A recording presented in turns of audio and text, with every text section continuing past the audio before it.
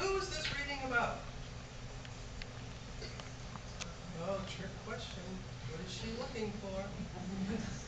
Thomas. Perhaps. Perhaps. This Sunday is also known among pastors as Low Sunday.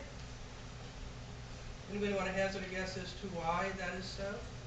Because after Easter, attendance drops off dramatically. That's why they call it Low Sunday. And then there's yesterday. Besides being Saturday, what was yesterday? It was what? Earth Day. Earth Day. Earth Day. What did we all do for Earth Day? Planted. We planted. What did you plant? Something good? Worked in the yard. Worked in the yard, planted. Were there other ways to honor Earth? I mean, that's a great answer. Recycle. There were people working the yard sale that drove around the city, gathering stuff to be recycled. One person's junk is another person's treasure, don't forget. Your chance for a treasure in just a few short weeks. We have a garden growing. Earth Day. People are tending the garden. It didn't turn green magically. You can't hear me? You're not turned on. I'm not turned on? I'm turned on. I don't know if Mike is that working? Oh, no. Okay. Why don't we try this one? You left this one on here? I didn't turn it off. Can you hear me now? Yeah. Okay. We'll have to work on this. Okay. The United Church of Christ is committed to Earth Day, committed to education around climate change. And as I'm thinking, Peter was part of a march yesterday. Was it yesterday? No, it's coming up next week. Next week on The climate change march is next week. next week. So we all have a chance to be part of that yet. Correct, yes. Okay, so Peter has those details for us. So it's Low Sunday. It's the day after Earth Day. It's the day each Easter season we read about Thomas and about Jesus and about the rest of the disciples. On the same day in the morning, Mary had gone into the empty tomb, or what she thought was the empty tomb, only to find that Jesus was there to call her by name. And now, this night, folks are gathered behind closed, locked doors because they're afraid.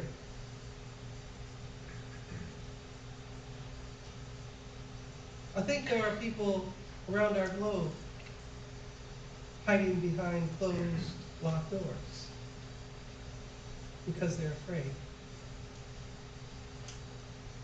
And Thomas isn't with them, but we've met Thomas before. Thomas was the disciple that spoke up when Jesus said that they needed to go back, he needed to go back to Jerusalem and raise Lazarus. And the rest of the disciples said, no, you can't do that, it's too dangerous. And Thomas was the one who said to the rest of them, we need to go with him, and we need to die with him, if that's what needs to happen. This is Thomas. Thomas was the one when Jesus was trying to explain what his resurrection would mean, questioned him, and said, how can we know the way? And Jesus said, I am the way, the truth, and the life. It's the same Thomas whose story closes the Gospel of John. And so we look at this, and we see that the first thing Jesus says to the disciples. How many disciples are there at this point? 11. We don't know. We don't know. They're not numbered in this passage. I know what you're saying. But in this particular passage in John, they're not numbered. And the word that's used for disciple can mean only male people, or it can mean male and female folks. So the Bible commentators are thinking this is referring to a lot bigger crowd of disciples than just the 11 that were left after the crucifixion. So he appears among these folks who are afraid. And he says, peace be with you. We just spent time passing God's peace. Is that indeed what you passed? I heard a lot of noise. I wasn't exactly sure what was going on back there. Was it peace? Because that's really important. We have so many folks around us in so many communities, even in our own nation, certainly throughout our world, who find themselves not at peace, find their communities, find their nations not at peace but at war. So it's really important that we get that peace begins with us, and that we take that peace and we offer it to each other.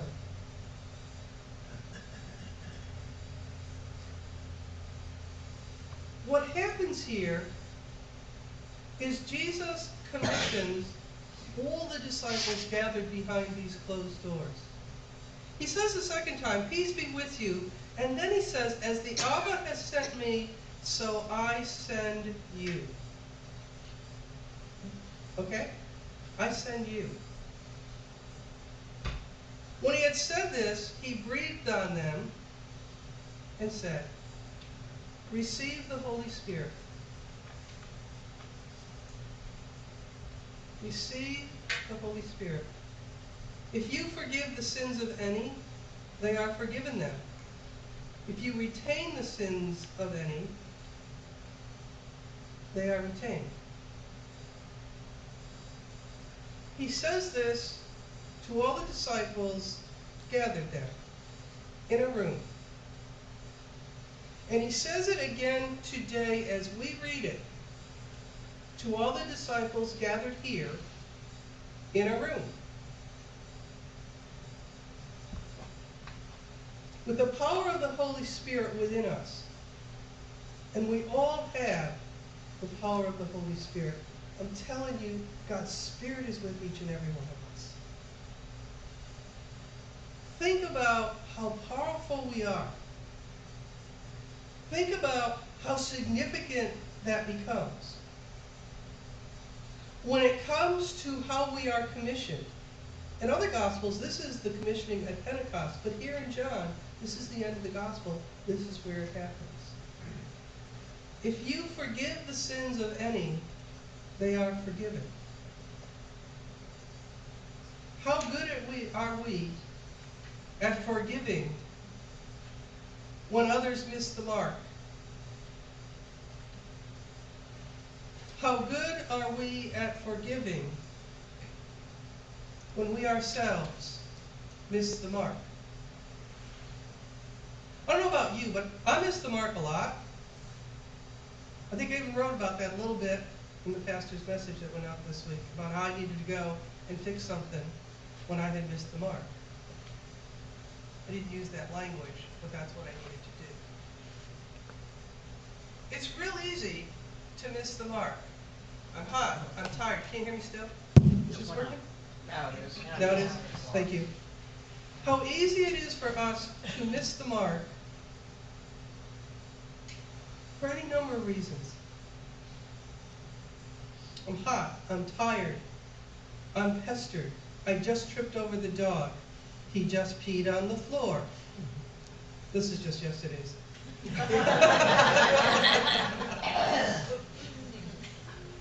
There's so many reasons, so many excuses I can give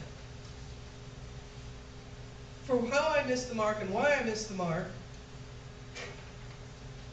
But truly, the commission isn't about missing the mark. The commission is about fixing it when we miss the mark, or when someone else misses the mark. We have the power. If we forgive another's sins, they are forgiven. But if we hold them, if we retain those sins, if we refuse to forgive, then that person remains unforgiven, and the sin is held and not given to God. Now, when I was a little kid, I was raised in a different tradition, and I thought only priests had the right to do that. Other people raised in similar traditions are told that other people had that right, but not us. But that's not what Jesus says here. That's not the lesson of Jesus. The teaching here is, it's up to us. It's up to us. Everybody thinks this passage is about Thomas, about us. And here's the thing about Thomas. Poor Thomas gets a bad rap. We all call him what? What goes in front of Thomas? Blank Thomas. Doubting Thomas. Truly. Why don't we just call him pragmatic Thomas? Realistic Thomas. Thomas who wants you to prove what you're saying, Thomas. We're like that. This is a great used car. You just say, okay, I believe that. No. You say, prove it.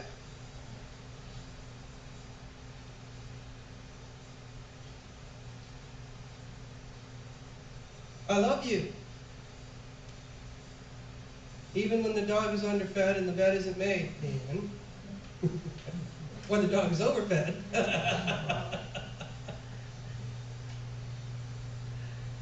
Prove it. The dog doesn't say, it really matters to me that you love me. The dog says, fill the water dish and make sure the food arrives. Right? We're kind of that way. So Thomas gives God conditions. Right? He gives Jesus conditions. I'm not going to believe in you unless I see the wounds in your hands and touch the wound in your side. We do it differently. We're so much more sophisticated in the 21st century. I'm not going to believe in you unless you heal me. My mom, my dad, my friend, my partner, my spouse, my child. I'm not going to believe in you unless I get that job, one that pays more and has better benefits. I'm not going to believe in you if I don't get what I want wherever I am.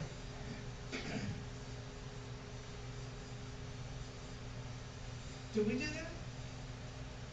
We're much more sophisticated how we do it. We're not quite that blatant. But there's a piece of us. There's a piece of us that if we don't get what it is we think we want and or need, and it's usually in that order, not that we need it necessarily, but we want it,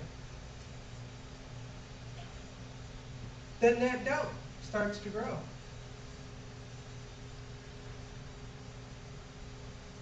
Maybe what we think we need for someone else is not what that person needs.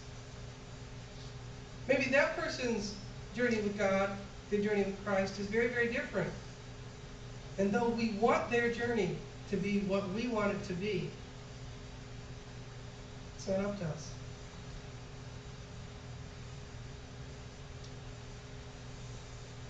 We get it, but it takes us a while to get that. It's not easy. When our hearts are breaking over a major, major loss, over a dear, dear loss, we don't necessarily get it at that moment.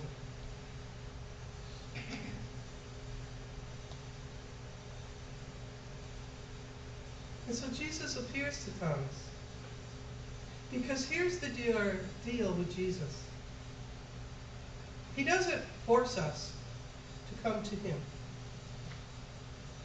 He's the kind of God that not only came to earth, but he comes to us and meets us where we are, in our doubt, in our disbelief, in our hurt, in our pain.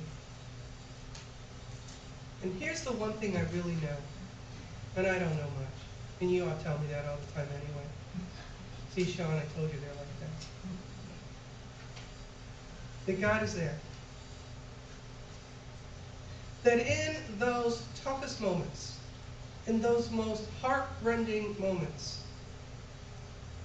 when our hearts are breaking, can't you feel Jesus' tears blending with your own? He's got each of us wrapped so close in his arms, and he so knows this human condition of ours, that he sobs when we sob.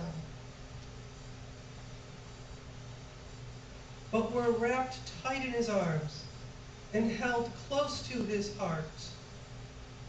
And when we shake with sobs, he shakes with sobs. But here's what we know. The tomb is empty. He has risen, and he has promised each of us that life in him means life eternal. Life in him means life eternal. And so ends the Gospel of John. Now Jesus did many other signs. Watch for them. They are ours. In the presence of his disciples, that's us, which are not written in this book. But these are written so that you may come to believe that Jesus is the Messiah. Jesus is Emmanuel, God with us, the Son of God, and that through believing you may have life in his name.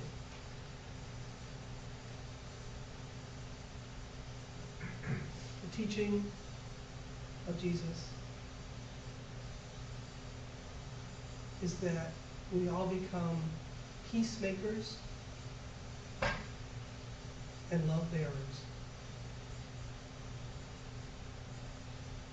And the teaching and gift and blessing of Thomas